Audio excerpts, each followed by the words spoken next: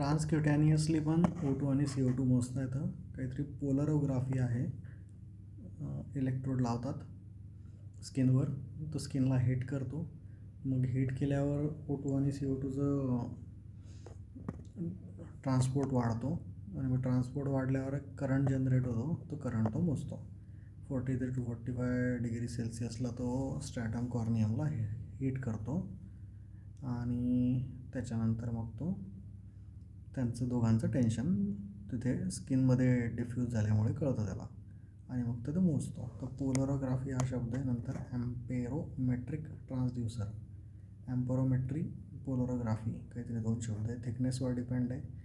न्यूबॉर्नची skin thin असते त्याच्यामुळे चांगलं होतं मेजरमेंट, आणि स्किन थिक असेल तर कमी होईल. टिश्यू परफ्युजन शॉकमध्ये कमी होतं त्याच्यामुळे तिथे रिलायबल नाही आहे. ट्रान्सक्युटेनियस O2 इंडेक्स आहे, CO2 पार्शियल प्रेशर आहे. तर याच्यात O2 कळतो, नंतर CO2 कळतो. तर त्याचा इंडेक्स बनवता येईल आणि हे कळालं नाही हा PaCO2 कुठून घेणार आहे, तर त्याच्यानुसार तो CO2 पार्शियल प्रेशर पण बनवणार आहे.